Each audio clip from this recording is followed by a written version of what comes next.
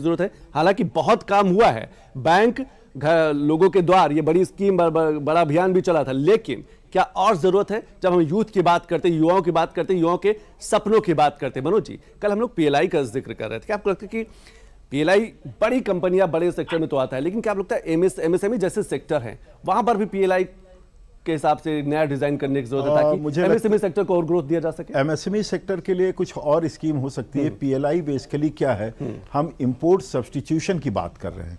जिस क्षेत्र में हम आयात कर रहे थे, मान लीजिए कि कोई कार बनाने वाली कंपनी है, वो अपना मान लीजिए कि ऑयल का जो कंबस्चन है उसका खुद तैयार करती है, जो अभी तक इंपोर्ट कर रही थी, उस पर आने वाली लागत का एक बड़ा भाग सब्सिडी के रूप में दिया जाता है, इंसेंटिव के रूप में उनको दिया जाता है, ताकि वो आत्मनिर्भर बन सके। क्योंकि प्रायः पहले कंप्लेंट किया जाता था बन तो भारत में रहा है लेकिन असेंबल हो रहा है। अब सरकार कह रही है मैन्युफैक्चरिंग हर तबके तक, हर पुर्जे तक मैन्युफैक्चरिंग पहुंचे और हर इंजन तक मैन्युफैक्चरिंग पहुंचे, ये सरकार का लक्ष्य है। और इसके लिए आवश्यक है कि कोई ना कोई पहल की जाए, तो वो पहल पीएलआई की। जहां तक बात आती है एमएसएमई के रूप में, तो एमएसएमई के रूप में अगर हम देखते हैं तो राज्य सरकारें भी बड़ी भूमिका अदा कर रही है। उत्तर प्रदेश में देखते हैं तो किस प्रकार से वन डिस्ट्रिक्ट वन प्रोडक्ट से बढ़ करके वन डिस्ट्रिक्ट टू प्रोडक्ट की तरफ हम आगे बढ़ रहे हैं। और जिस प्रकार से इसका लाभ ये हुआ कि हम काफी हद तक उत्तर प्रदेश में बेरोजगारी कम कर पाए, तो उत्तर प्रदेश कई मामलों में विकास का एक नया मॉडल बनाता हुआ नजर आ रहा है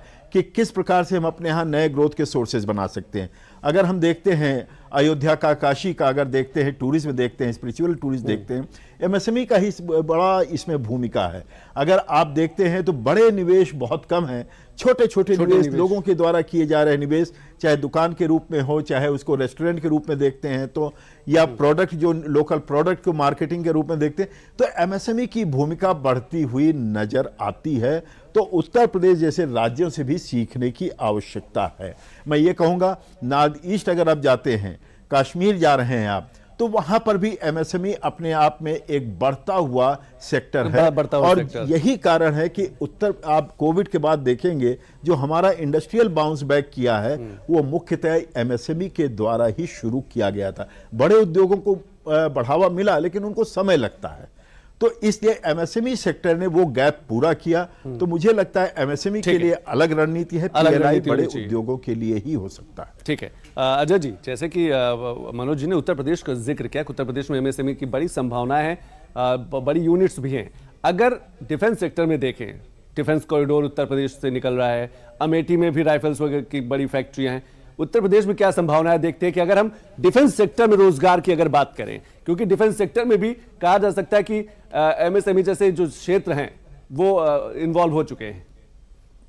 देखिए, जो डिफेंस कॉरिडोर उत्तर प्रदेश में, उसमें 6 नोड हैं, एंड 6 नोड में अगर आप देखिए कि अलीगढ़ नोड काफी लगभग पूरी तरह डेवलप हो चुका है। कानपुर, लखनऊ बढ़ रहे हैं, लेकिन बाकी में अभी थोड़ा सा स्कोप है। बाकी जो 3 हैं, जैसे आगरा, चित्रकूट और झांसी।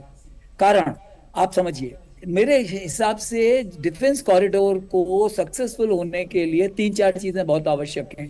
एक, इंफ्रास्ट्रक्चर बेटर होना चाहिए, better road connectivity, better air connectivity, better rail connectivity, helicopter based connectivity, better internet.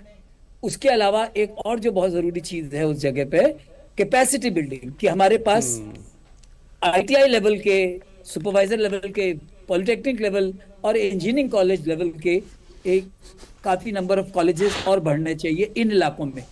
तीसरी चीज कि जो चीजें ये बनेंगी इनको सप्लाई चेन मैनेजमेंट में कैसे लाया जाएगा, वो एक बहुत बहुत बहुत जरूरी है। अजय जी, मैं आपको रोकना चाहूंगा इस समय, सीधे आपको ये चलते हैं पार्लियामेंट, जहां पर आप देख सकते हैं कि लोकसभा अध्यक्ष ओम बिरला भी पहुंच चुके हैं। धीरे धीरे कहा जा सकता है मंत्रियों का आना शुरू है, लोकसभा अध्यक्ष पहुंच चुके हैं। बस अब से कुछ ही देर बाद जिसका इंतजार है कि बजट, केंद्रीय वित्त मंत्री का वो जो पिटारा होगा उसमें क्या कुछ होगा, क्या क्या संभावनाएं उभर के आएंगी, क्या उम्मीदों का जो पिटारा है, उम्मीदों की जो सौगातें हैं वो निकल के आएंगी, वो अब से कुछ ही देर बाद जो बजट पेश किया जाएगा। अजय जी बात कंप्लीट करिए आप। हाँ, तो मैं ये कह रहा था कि जब ये चीजें आप करोगे तो अपने आप बढ़ने लगेगा। देखिए, चित्रकूट के पास अभी जो है ना कोई ऐसा, क्योंकि लोकल जब तक नहीं इसमें इन्वॉल्व होंगे तब तक ये बात बढ़ेगी नहीं। क्योंकि बाहर से अगर आप ले आओगे तो एक रिजेंटमेंट होगा तो उस रिजेंटमेंट को बताने के लिए आपको लोकल जो कैपेसिटी है उसको बढ़ाने की जरूरत है। लोकल अच्छा, जब ये इंडस्ट्री आएंगे उसके साथ आपके स्कूल, उसके साथ आपके मार्केट प्लेस, उसके बाद मेडिकल इश्यूज, ये सारे के सारे जो एड्रेस करने की जरूरत है। और पानी के चित्रकूट और झांसी में बहुत आवश्यकता है, डिफेंस सेक्टर में काफी इसकी जरूरत पड़ेगी। तो मेरे ख्याल में एक ओवरऑल डेवलपमेंट, एक कॉम्प्रिहेंसिव स्ट्रैटेजी के अंतर्गत इनके ऊपर काम होना चाहिए। काम होना चाहिए, यानी कि बड़े बदलाव की जरूरत है, क्योंकि हम बड़े लक्ष्य के साथ हिंदुस्तान आगे बढ़ रहा है, विकसित भारत का सपना देख रहा है। तो जो तैयारी है, प्रधानमंत्री मोदी लगातार कहते भी हैं कि लक्ष्य जितना बड़ा हो तैयारी भी उतनी बड़ी होनी चाहिए। अनुराग जी, बैंक लोगों के द्वार घर पहुंच रहे हैं, लेकिन अभी इस पर और काम करने की जरूरत है। घर बैठे लोन लोगों को मिल रहा है, आसान तरीके से लोन मिल रहा है, लेकिन जब हम एमएसएमई सेक्टर की बात करते हैं, छोटे उद्योगों की बात करते हैं, तो बैंक को और पावरफुल और मजबूत बनाने की जरूरत है।